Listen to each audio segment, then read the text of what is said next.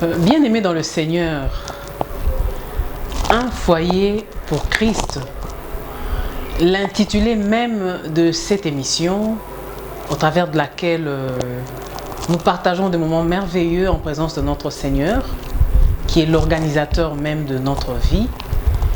L'émission Foyer pour Christ porte une mention particulière car elle nous renvoie à la totale soumission à Jésus-Christ.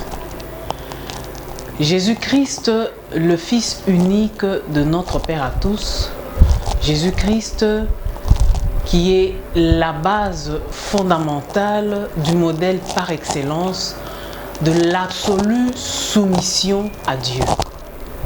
Et donc, un foyer pour Christ sous-entend que c'est un foyer qui est absolument soumis à la pensée de Dieu, le Créateur du mariage. Bien-aimé, Dieu, dans sa pensée première,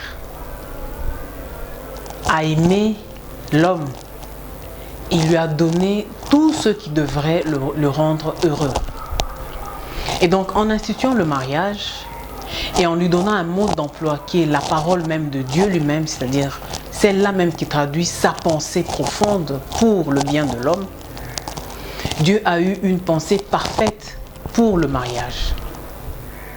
Mais nous allons voir dans les deux émissions que nous allons suivre avec le serviteur de Dieu, le frère Marcel Kalala, comment est-ce que les mariages à base dits polygamiques ont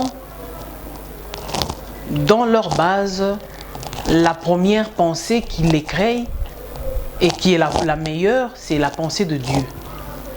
Mais dans la suite, l'homme voulait-il aider Dieu ou bien voulait-il user de sa liberté, lui reconnue par Dieu, en allant au libertinage, a aussi mis en œuvre sa propre pensée. Et c'est ce qui a donné naissance à la polygamie. Et c'est même aujourd'hui des sources de discussions interminables sur la justification de la polygamie, parce qu'on dit, mais des serviteurs de Dieu, des patriarches, Abraham, le père de la foi, Jacob, Israël qu'il était devenu, ont pratiqué la polygamie. Comment est-ce qu'aujourd'hui vous pouvez dire que la polygamie ne vient pas de Dieu? Bien aimé, je confirme que la polygamie n'est pas la pensée de Dieu. Mais veuillons suivre avec attention. Et je nous invite pendant les 2 semaines qui viendront à suivre avec attention le développement tel que le Seigneur l'a placé dans le cœur et dans la bouche de son serviteur sur les mariages à base polygamique. Nous nous retrouverons à la fin pour que nous puissions ensemble évaluer qu'est-ce que le Seigneur nous a donné comme source de formation et d'information sur le mariage à base polygamique.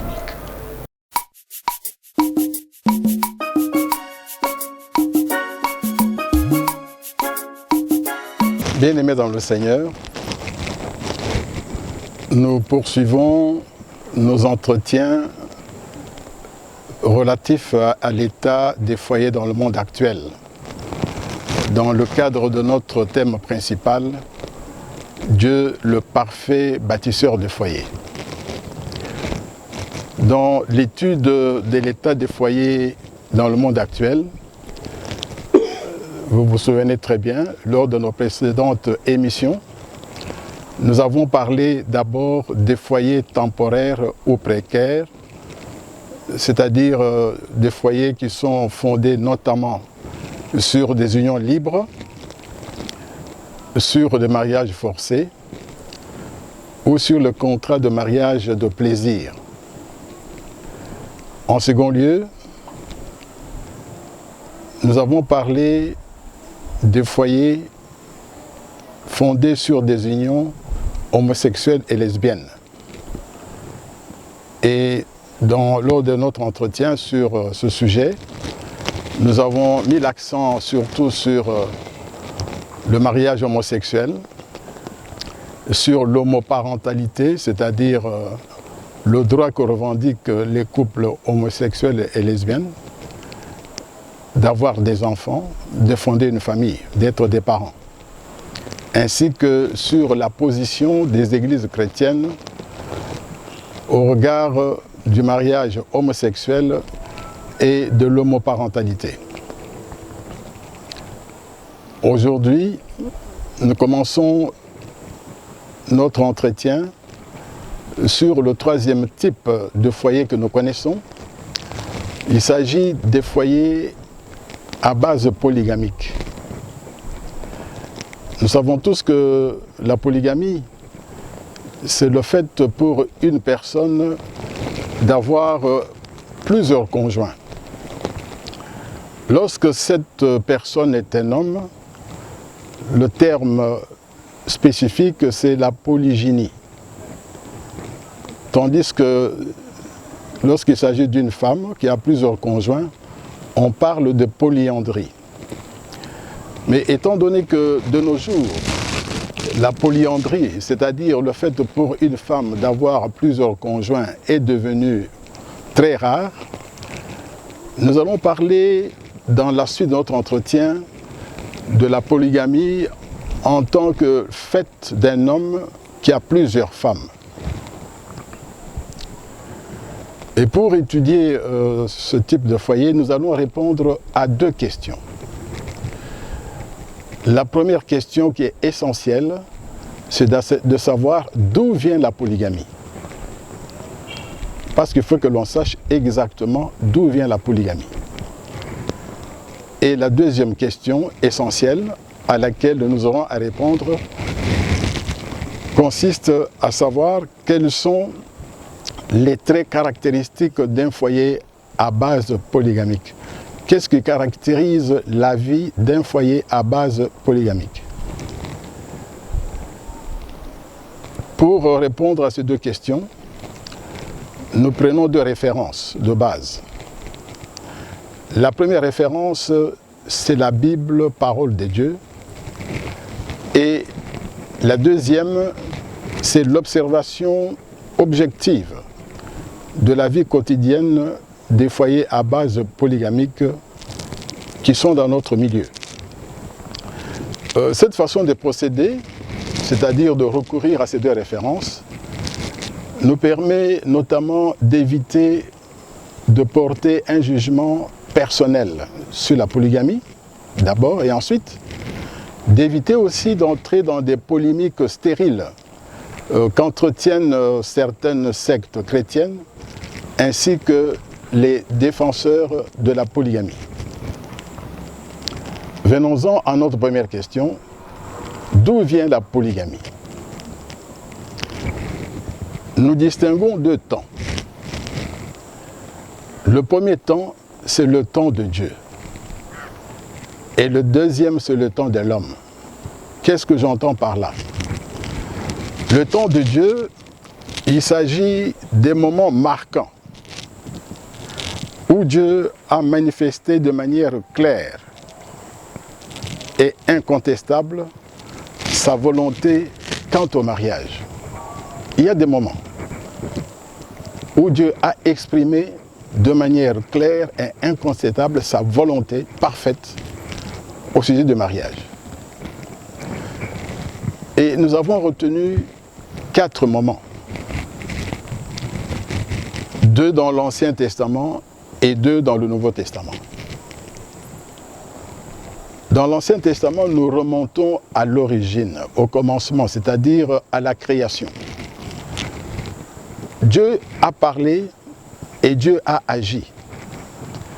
Nous allons donc nous référer à la parole de Dieu. Qu'est-ce que Dieu a dit dès le commencement? Nous prenons le livre de Genèse au chapitre 2. Genèse chapitre 2. Nous lisons d'abord le verset 18 et ensuite nous allons lire les versets 21 à 24. Genèse chapitre 2 verset 18, nous lisons. l'Éternel Dieu dit, il n'est pas bon que l'homme soit seul, je lui ferai une aide semblable à lui. Donc la première chose que Dieu dit est très claire. Adam était seul. Et Dieu, dans son amour, constate que Adam ne pouvait pas demeurer seul. Il fallait qu'il ait une aide semblable à lui. Il n'est pas question de donner à Adam deux aides, mais une aide. Et nous poursuivons la lecture. Nous prenons le verset 21 jusqu'au verset 23. Alors l'Éternel Dieu fit tomber un profond sommeil sur l'homme qui s'endormit. Il prit une de ses côtes et refermant la chair à sa place. L'Éternel Dieu forma une femme de la côte qu'il avait prise de l'homme et l'amena vers l'homme. Et l'homme dit, voici cette fois, celle qui est os de mes os et chair de ma chair, on l'appellera femme parce qu'elle a été prise de l'homme. Donc, Dieu a formé une seule femme qu'il a amenée vers l'homme, vers Adam. Dieu n'a pas formé deux femmes. Comme il avait dit, une aide, il a agi, il a formé une seule femme qu'il a amenée à l'homme. Et l'homme confirme cette volonté de Dieu d'avoir une femme en disant, voici celle qui est, pas celles qui sont. Dieu, c'est Adam qui parle, celle qui est. Il s'agit d'une seule personne. Et au verset 24, la parole de Dieu nous dit ceci, c'est pourquoi, c'est Dieu qui parle, c'est pourquoi l'homme quittera son père et sa mère et s'attachera à sa femme et ils deviendront une seule chair. Il n'est pas dit que l'homme quittera son père et sa mère et s'attachera à ses femmes, à deux femmes, à trois femmes, à quatre femmes. Non. La volonté de Dieu, clairement exprimée, de manière incontestable dès le début, est que l'homme soit en présence d'une seule femme, comme mari et femme. L'homme s'attachant à une seule femme. Et il ne peut pas s'attacher à plusieurs femmes à la fois. Donc voilà le premier moment marquant où Dieu a exprimé sa volonté au sujet du mariage de manière claire et incontestable. Et de quel mariage s'agit-il? Il s'agit de mariage d'un homme et une femme, c'est-à-dire mariage monogamique, pas polygamique. Et cette parole de Dieu, prononcée dès le commencement, a été confirmée par le Seigneur Jésus, dont l'autorité ne peut être contestée par personne dans les Écritures. Jésus, Dieu fait homme. Et nous allons lire ce que Jésus a dit dans le Nouveau Testament. Nous prenons l'évangile de Jésus-Christ selon Matthieu, au chapitre 19. Nous allons lire du verset 3 jusqu'au verset 8. Matthieu chapitre 19, verset 3 jusqu'au verset 8. Il s'agit de la réponse donnée par Jésus aux pharisiens. Donc en réponse à une question posée par les pharisiens, voici ce que Jésus répond. Nous lisons donc Matthieu chapitre 19, du verset 3 au verset 8. Les pharisiens l'abordèrent et dirent, pour l'éprouver, est-il permis à un homme de répudier sa femme pour un motif quelconque? Il répondit, c'est Jésus qui répond, n'avez-vous pas lu que le Créateur, au commencement, fit l'homme et la femme, et qu'il dit, C'est pourquoi l'homme quittera son père et sa mère et s'attachera à sa femme et les deux deviendront une seule chair. Ainsi, ils ne sont plus deux, mais une seule chair. Que l'homme donc ne sépare pas ce que Dieu a joint. Pourquoi donc lui dire-t-il? Moïse a-t-il prescrit de donner à la femme une lettre de divorce et de la répudier? Il leur répondit, c'est Jésus qui répond. Il leur répondit, c'est à cause de la dureté de votre cœur que Moïse vous a permis de répudier vos femmes. Au commencement, il n'en était pas ainsi. Donc, la parole prononcée par Dieu au commencement, à la création, dans l'Ancien Testament, dans le livre de Genèse, est confirmée par Jésus, Dieu, en réponse à une question des pharisiens, et Jésus reprend exactement les mêmes termes. Donc, le deuxième moment marquant, c'est en ce moment où Jésus lui-même parle. Jésus qui est Dieu, fait homme, dont l'autorité ne peut être contestée par personne, confirme la parole prononcée dès le commencement. Et cette parole que Jésus confirme, c'est une parole qui exprime clairement et de manière incontestable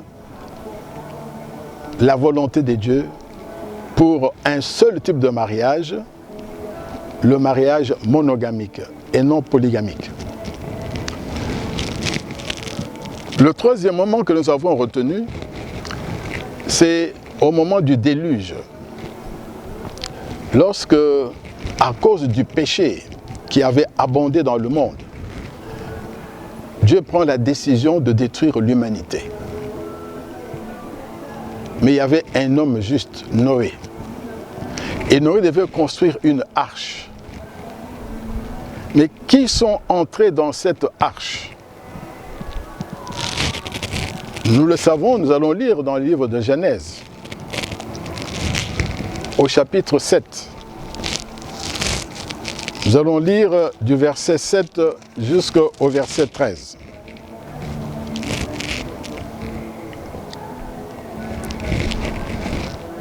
Genèse, chapitre 7, versets 7 à 13. Il s'agit du moment où Dieu, par les eaux du déluge, a décidé de détruire l'humanité, à l'exception d'une personne juste, Noé. Et voici ce qui est écrit. Et Noé entra dans l'arche avec ses fils, sa femme et les femmes de ses fils, pour échapper aux eaux du déluge. D'entre les animaux purs et les animaux qui ne sont pas purs, les oiseaux et tout ce qui se met sur la terre, il entra dans l'arche auprès de Noé, 2 à 2, un mâle et une femelle, comme Dieu l'avait ordonné à Noé.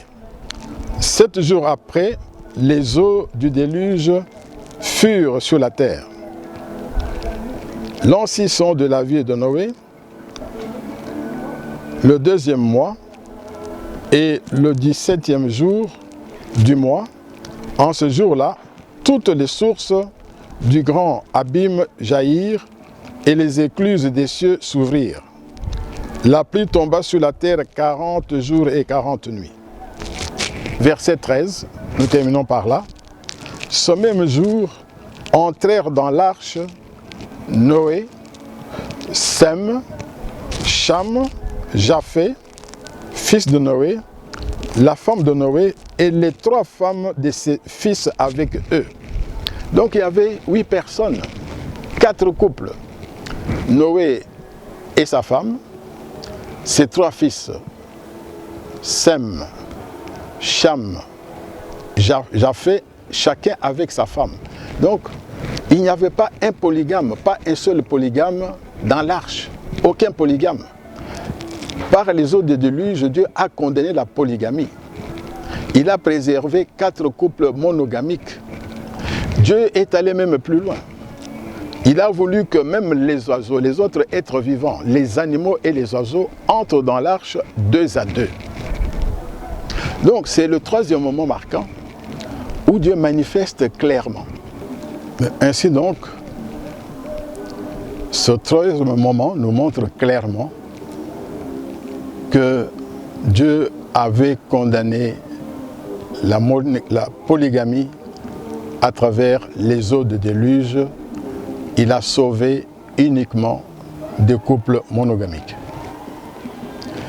Le quatrième moment marquant où Dieu exprime de manière claire et incontestable sa volonté parfaite au sujet du mariage et en faveur du mariage monogamique, c'est à travers les enseignements de l'apôtre Paul, l'apôtre des païens. Nous allons lire la parole de Dieu, pas c'est Dieu qui parle. Dans première épître de Paul, première lettre de Paul aux chrétiens de Corinthe, au chapitre 7, du verset 2 au verset 5. Donc 1 Corinthiens, chapitre 7, du verset 2e au verset 5e, nous allons lire de la part du Seigneur ce que l'apôtre Paul donne comme enseignement à ses enfants spirituels de Corinthe. 1 Corinthiens chapitre 7, versets 2 à 5, nous lisons ceci pour la gloire de Dieu. Toutefois, pour éviter la débauche, que chacun ait sa femme et que chaque femme ait son mari. Donc, c'est très clair que chacun ait sa femme, pas ses femmes, et que chaque femme ait son mari. Un mari, une femme. Et il poursuit. Que le mari rende à sa femme ce qu'il lui doit et que la femme agisse de même envers son mari. Donc, il y a le partenariat entre un homme et une femme qui ont chacune ses obligations, ses devoirs, l'un vis-à-vis de l'autre et non vis-à-vis des autres. L'homme a des devoirs vis-à-vis de sa femme, une femme, et la femme a des devoirs vis-à-vis de son mari, un mari. Verset 4. Ce n'est pas la femme qui dispose de son corps, c'est son mari. De même, ce n'est pas le mari qui dispose de son corps, c'est sa femme. Donc, en d'autres termes, la parole de Dieu dit que le corps de l'homme n'appartient qu'à sa femme, pas à d'autres femmes, à une femme. Tout comme le corps de la femme n'appartient qu'à un seul homme, son mari. Le verset 4 ne dit pas que le corps du mari appartient à ses femmes, non, à sa femme. Et réciproquement, le corps de la femme appartient au mari. Celui qui a autorité sur son corps. La femme a autorité sur le corps de son mari. Son mari ne peut pas faire de son corps ce qu'il veut, aller vers plusieurs femmes. De même, le mari a autorité sur le corps de sa femme, qui ne peut pas aller donner son corps à quiconque. Et enfin, le verset 5, nous lisons ceci. Ne vous privez point l'un de l'autre, si ce n'est d'un commun accord pour un temps, afin de vaquer à la prière. Puis retournez ensemble, de peur que Satan ne vous tente en raison de votre manque de maîtrise. Ne vous privez pas l'un de l'autre si ce n'est d'un commun accord. Donc l'homme et la femme sont intimement liés. Ils doivent marcher d'un même pas tous les deux, dans leur relation intime. L'homme ne peut pas se passer de sa femme et la femme ne peut pas se passer de son mari. Et de même, l'homme ne peut pas se refuser d'avoir des relations avec sa femme, des rapports avec sa femme. Et de même, la femme ne peut pas refuser d'avoir des rapports avec son mari. Cela ne peut se faire que de commun accord, et cela pour un temps, et pour une seule raison, vaquer à la prière. C'est ce que la Bible dit, pour prier. On peut jeûner et prier entre conjoints et ne pas avoir de relations sexuelles. Bon, il va de soi qu'en cas de maladie grave, on peut aussi se passer de relations sexuelles. Mais ça, c'est une situation imposée par la maladie. Ainsi donc, dans son enseignement, qui est la parole de Dieu, l'apôtre Paul dit ceci aux chrétiens de Corinthe, de la part du Seigneur: ne tombez pas dans l'impudicité, que chaque homme ait sa femme et que chaque femme ait son mari. Et deux, chacun des deux a des devoirs vis-à-vis de l'autre.